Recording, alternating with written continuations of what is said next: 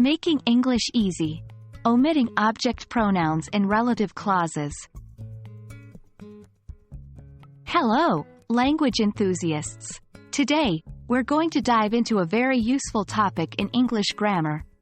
Omitting object pronouns in relative clauses. This trick can make your sentences smoother and more natural. Let's jump right into it. Before we get into our main topic, let's first recap what relative clauses are. Relative clauses are types of dependent clauses that provide extra information about something mentioned in the sentence.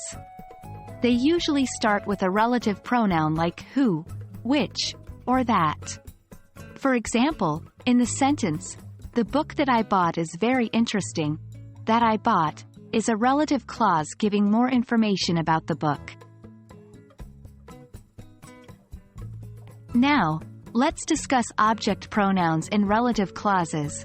These are the words that receive the action in a sentence.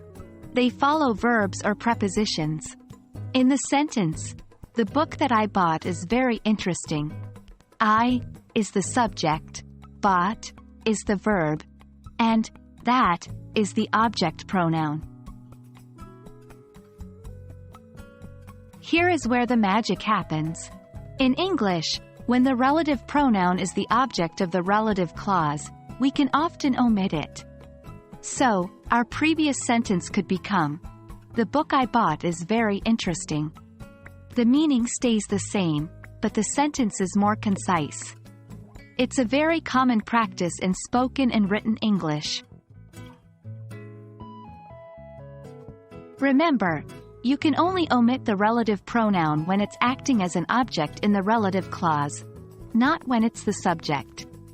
So, in a sentence like, "The man who loves you is here," you cannot omit who, because it is the subject of the clause, not the object. The best way to get comfortable with omitting object pronouns in relative clauses is to practice. Try to identify sentences where you could omit the relative pronoun and see how it changes the flow of your language.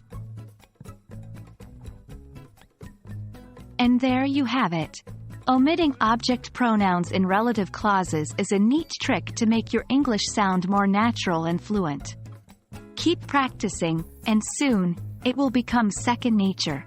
We hope this video has been helpful and will make your English language journey even more exciting. Until next time, keep learning.